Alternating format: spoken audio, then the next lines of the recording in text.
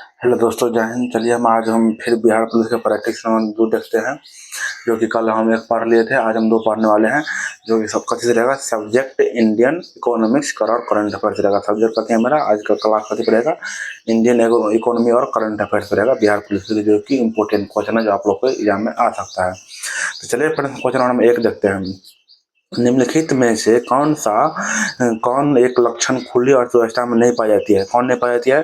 दूसरे देशों के साथ आयात व निर्यात होना, सकल घरेलू उत्पाद व राष्ट्रीय आय का बराबर होना, शेयर बाजार पर अंतर्राष्ट्रीय लेनदेन का प्रभाव होना और अंतर्राष्ट्रीय मुद्रा का प्रचलन। कौन नहीं होता है? बी ऑप्शन और बी जो है गलत है। सकल घरेलू उत्पाद तथा राष्ट्रीय आय को बराबर होना। ठीक है दोस्तों, चलिए हम क्वेश्चन नंबर दूसरा देखते हैं। केल्डार समृद्धि नियम का संबंध किससे है? किससे? औद्योगिक विकास, उत्पादकता तथा जीडीपी में होने वृद्धि के बीच का संबंध है। किससे है? औद्योगिक विकास, उत्पादकता तथा जीडीपी में होने वृद्धि के बीच का संबंध है। ठीक है दोस्तों, चलिए क्वेश्चन नंबर तीसरा देखते हैं। निम्नलिखित में से कौन एक अर्थव्यवस्था का द्वितीय क्षेत्र के अंतर्गत नहीं आता है? कौन नहीं आता है? भंडारा कथी होता है? नहीं आता है। निर्माण विद्युत या भंडारा कौन नहीं आता है? भंडारा नहीं आता है। ठीक है, चलिए हम क्वेश्चन नंबर चौथा देखते हैं। पीपीपी मॉडल से विकास में उत्पन्न कठिनाइयों तथा असफलताओं को समीक्षा करने हेतु भारत सरकार ने किसकी अध्यक्षता में समिति गठित किया है? किसकी किया है? डॉक्टर सुब्बाराव में किया है, विजय केलकर में किया है, डॉक्टर कीर्ति पारेख में किया है, पीपी मॉडल में किया है। किस में किया है? विजय केलकर समिति में किया है। चौथा नंबर क्वेश्चन का क्या होगा? बी आंसर होगा, आप लोग याद रखिएगा। चलिए दोस्तों, क्वेश्चन नंबर 5 देखते हैं। जब जनसंख्या के वृद्धि दर अर्थव्यवस्था के संभावित वृद्धि दर से अधिक हो जाए तो प्रति व्यक्ति आय में गिरावट आने लगती है। इसे कथी कहते हैं? जनसंख्या का जाल कहते हैं, जनसंख्या परीक्षण कहते हैं, गरीबी के दुष्चक्र कहते हैं, या इनमें से कोई नहीं। कथी कहते हैं इनको? जनसंख्या के जाल कहते हैं। ठीक है दोस्तों, चलिए हम क्वेश्चन नंबर 6 देखते हैं। घिसावट व मूल्यह्रास किसमें शामिल होता है? जीएनएमपी में, एनएनएमपी में, एनएनपीएफसी में, इनमें से कोई नहीं। कथी में होता है? जीएनएमपी में होता है। छठा का ए। ठीक है दोस्तों, चलिए हम क्वेश्चन नंबर 7 देखते हैं। आय विधि से राष्ट्रीय आय निकालने में कौन सी सावधानी बरतनी चाहिए? केवल साधन आय को जोड़े, हस्तांतरण भुगतान को न जोड़े, गैर कानूनी क्रियाओं को अर्जित आय न जोड़े, इनमें सभी। कथी होगा? इनमें सभी होगा। कौन को देखा? फिर से हम रिवाइज करने वाला क्वेश्चन इंपोर्टेंट है। 7वां नंबर क्वेश्चन इंपोर्टेंट कथी है? इंपोर्टेंट है। आय विधि से राष्ट्रीय आय निकालने में कौन सी सावधानी बरतनी चाहिए? केवल साधन आय को जोड़े, हस्तांतरित भुगतान को न जोड़े, गैर कानूनी क्रियाओं को अर्जित आय न जोड़े, इनमें सभी। कथी होगा? इनमें सभी होगा। ठीक है दोस्तों, चलिए हम क्वेश्चन नंबर 8 देखते हैं। भारत में सर्वप्रथम किस वित्त वर्ष में कृषि गणना की गई थी? कब की गई थी? 1950-51 में की गई थी, 1960-61 में की गई थी, 1970-71 में की गई थी, या 2015-2016 में की गई थी? कब की थी? 1970 से 71 में की गई थी। भारत में सर्वप्रथम किस वित्त वर्ष की कृषि गणना की गई थी? 1970 से 71 में की गई थी। चलिए दोस्तों, क्वेश्चन नंबर देखते हैं। बाबा कल्याणी समिति के संबंध कथी से है? सेज नीति की समीक्षा, बैंकिंग सुधार, निर्धनता रेखा का आकलन और तेल कंपनियों की वित्तीय स्थिति की समीक्षा। कथी? सेज नीति की समीक्षा। ठीक है दोस्तों, सेज नीति की समीक्षा। चलिए क्वेश्चन हम 10वां देखते हैं।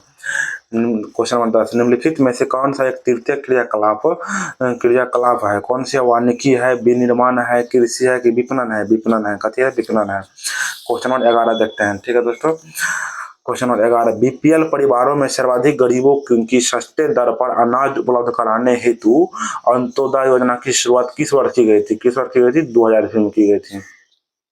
ठीक है दोस्तों, चलिए क्वेश्चन नंबर 12 देखते हैं हम।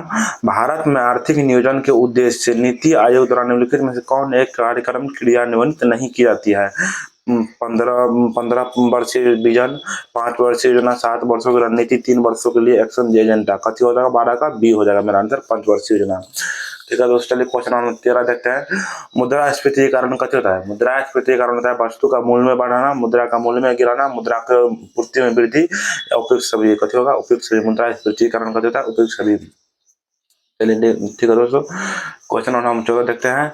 जब भारतीय रिजर्व बैंक सर्वाधिक नकदी अनुपात एसएलआर को 50 आधार अंक कम कर देता है तो निम्नलिखित में से क्या होने की संभावना होती है?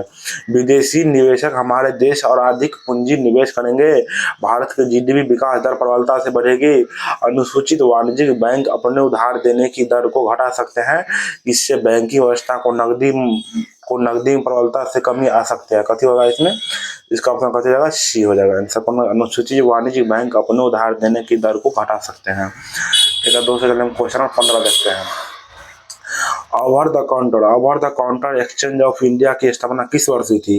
1956 में हुई थी, 1990 में हुई थी, 1992 में हुई थी, 2002 में हुई थी? कब हुई थी? 1990 में हुई थी। ठीक है दोस्तों, चलिए हम क्वेश्चन 16 देखते हैं। निगम कर एक प्रत्यक्ष कर है जो लगाया जाता है ऐसे स्रोत पर जिनसे व्यक्ति आय प्राप्त करते हैं कंपनियों के लाभ पर। इसका आंसर क्या होगा, कंपनियों के लाभ पर। ऑप्शन नंबर बी होगा कि संपत्ति से कमाए गए लाभ पर कि प्रतिभूति लेन देन पर। कौन होगा? ऑप्शन नंबर बी होगा। उसका ऑप्शन नंबर कथी होगा? बी होगा आंसर। ठीक है तो चलिए हम क्वेश्चन नंबर 17 देखते हैं। निम्न में से कौन सा प्रत्यक्ष कर है? निम्न में से कौन सा प्रत्यक्ष कर है? विक्रय कर, मनोरंजन कर, उत्पाद कर या आयकर? आयकर कथी है? एक अप्रत्यक्ष कर है। आप लोग याद रखिएगा, क्वेश्चन इंपोर्टेंट है, आ सकता है बिहार पुलिस के में। क्वेश्चन में चलिए हम 18 देखते हैं। राजकोष के घाटा का वह भाग जिसकी आपूर्ति सरकार द्वारा भारतीय रिजर्व बैंक के माध्यम से पूरा किया जाता है उसे कहते हैं, उसे कथी कहते हैं? प्राथमिक घाटा कहते हैं, मुद्रीकृत घाटा कहते हैं, क्रियात्मक घाटा कहते हैं, इनमें से कोई नहीं। इसे कथी कहते हैं? मौद्रिक घाटा कहते हैं। ठीक है दोस्तों, चलिए हम क्वेश्चन नंबर 19 देखते हैं। गरीबी रेखा के नीचे रहने वाले परिवार की महिलाओं को निःशुल्क एलपीजी कनेक्शन प्रदान करने वाली प्रधानमंत्री उज्ज्वला योजना का प्रारंभ किस वर्ष हुआ था? 2016 में हुआ था, 2017 में हुआ था, 2018 में, 2019 में हुआ था? कब हुआ था? 2016 में हुआ था। ठीक है दोस्तों, चलिए हम क्वेश्चन नंबर 20 देखते हैं। राष्ट्रीय ग्रामीण रोजगार गारंटी कार्यक्रम के अंतर्गत एक वर्ष में जितने दिन के लिए रोजगार गारंटी दी गई है उसकी संख्या कितना है? 90 दिन है, 100 दिन है कि 180 दिन है, 120 दिन है, 100 दिन है? कितना दिन है दोस्तों? 100 दिन है। चलिए हम क्वेश्चन नंबर 21 देखते हैं। अवसर लागत का अर्थ होता है, कथी होता है? चलिए ऑप्शन ए देखते हैं, वैकल्पिक प्रयोग की लागत। ऑप्शन बी, अवसर के अनुसार उत्पादन को बदल लेना। ऑप्शन सी, अवसर के अनुसार लागत को बदल लेना। और ऑप्शन डी, अवसर के अनुसार साधनों को बदल लेना। कथी होगा इसका आंसर?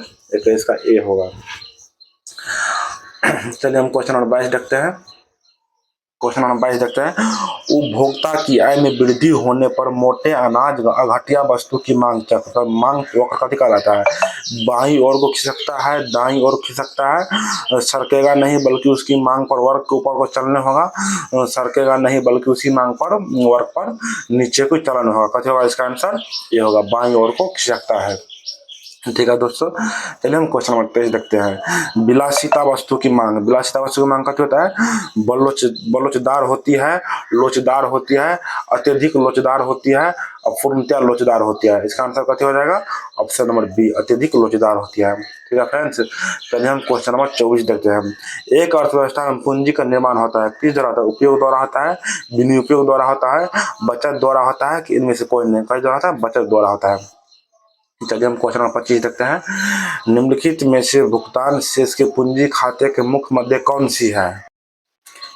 विदेशी निवेश है कि ऋण है कि बैंकिंग पूंजी लेन देन है कि उपरोक्त सभी? कथी होगा? उपरोक्त सभी होगा।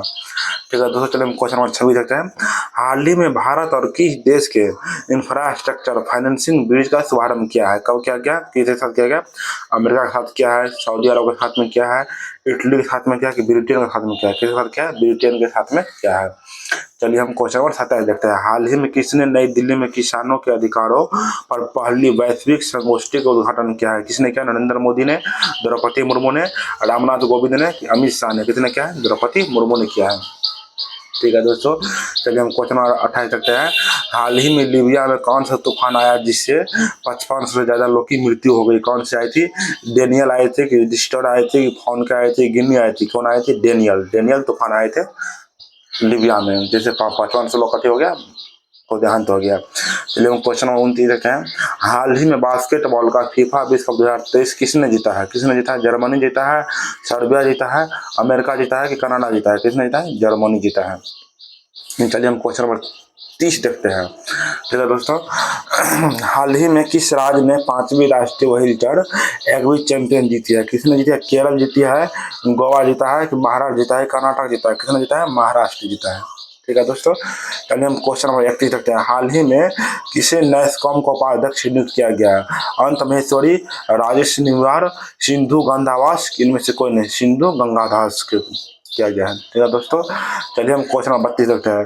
2 बार ग्रैंड स्लैम विजेता किस खिलाड़ी पर डोपिंग की चलते 4 साल का बैन लगा है? किस पे लगा है?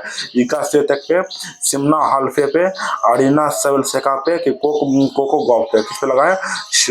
सिमोना हालेप पे लगा है। ठीक है दोस्तों, चलिए हम क्वेश्चन नंबर 33 देखते हैं।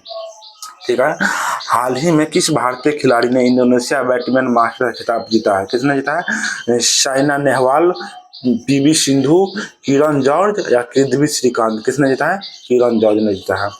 चलिए क्वेश्चन नंबर 34 देखते हैं। हाल ही में किस ऑस्ट्रेलिया में भारत का अगला उच्चायुक्त नियुक्त किया गया है?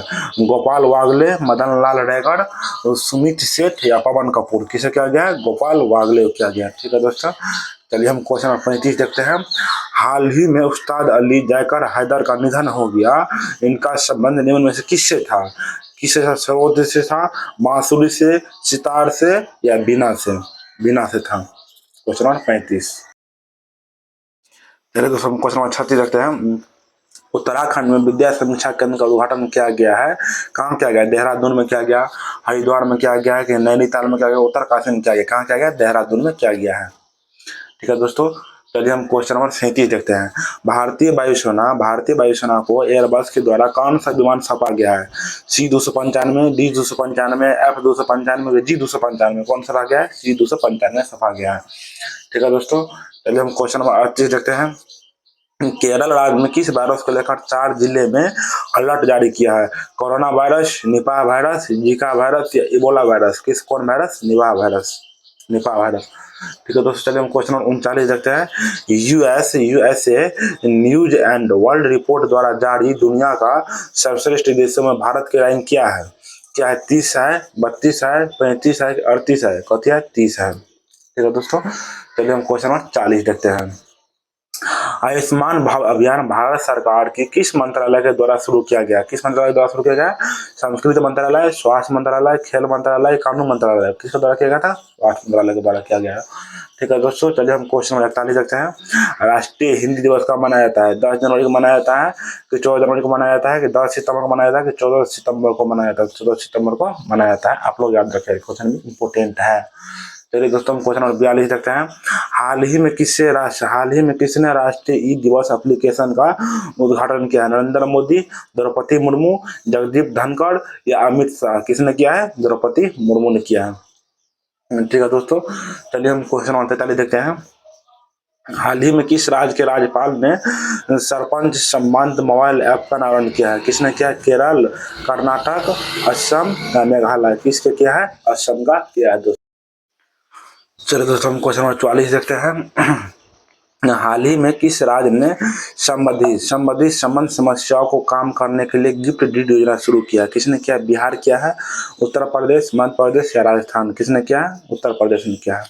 ठीक है दोस्तों, चलिए हम क्वेश्चन नंबर 45 पढ़ते हैं। हाल ही में किस राज्य के मुख्यमंत्री ने सारागढ़ी स्मारक का आधारशिला रखी है? बिहार का, उत्तर प्रदेश का, मध्य प्रदेश का कि पंजाब का? इसका आंसर कैसे जाएगा? पंजाब का। ठीक है दोस्तों, चलिए हम क्वेश्चन नंबर 46 देखते हैं। किस राज्य सरकार ने काइस फॉर वेस्ट योजना शुरू किया है? किसने किया? बिहार, उत्तर प्रदेश, राजस्थान या गुजरात? किसने किया है? बिहार ने किया है। ठीक है दोस्तों, चलिए हम क्वेश्चन नंबर 46 देखते हैं। हाल ही में किसके द्वारा भारतीय सेना के पूर्व सैनिकों और शहीदों के परियोजनाओं के लिए प्रोजेक्ट नमन लॉन्च किया है? केंद्र सरकार, भारतीय वायुसेना, भारतीय नौसेना कि भारतीय सेना? किसने किया? भारतीय सेना ने किया है। ठीक है दोस्तों, चलिए हम क्वेश्चन नंबर 48 देखते हैं। हाल ही में प्रधानमंत्री मोदी ने किस राज्य में पेट्रोकेमिकल्स या कॉम्प्लेक्स पर रिफाइनरी विस्तार परियोजना की आधारशिला रखी है? किस में रखी है? छत्तीसगढ़ में, राजस्थान में, हरियाणा कि मध्य प्रदेश में? किसमें रखी है? मध्य प्रदेश में रखी है। ठीक है दोस्तों, चलिए हम क्वेश्चन नंबर 39 देखते हैं। ब्रिटिश अकादमी पुस्तक पुरस्कार के लिए भारतीय विरासत के कितने लेखकों को शॉर्टलिस्ट किया गया है? 3 को किया गया, 4 को किया गया, 5 को किया गया कि 2 को किया गया? किसको किया गया? कितना किया गया? 2 को किया गया। ठीक है, हम चलिए आप क्वेश्चन नंबर लास्ट है 50 क्वेश्चन नंबर लास्ट होता है जो कि आज हम पढ़ने वाले हैं। बांध सुरक्षा पर अंतर्राष्ट्रीय सम्मेलन का शुभारंभ कहाँ हुआ है? जयपुर में, बेंगलुरु में कि भोपाल में कि देहरादून में? कहाँ हुआ है? जयपुर में हुआ है। चलिए दोस्तों, आज का जो 50 इंपोर्टेंट क्वेश्चन है उसको आज हम पढ़ लिया है। तब तक के लिए मिलते हैं अगले वीडियो में, तब तक के लिए जय हिंद। आप लोगों को वीडियो कैसा लगता है लाइक कीजिए, कमेंट कीजिए और शेयर भी कीजिए, जो कि दूसरा का भी हेल्प मिल सके। ठीक है दोस्तों, तब तक के लिए मिलते हैं अगले वीडियो में। जय हिंद।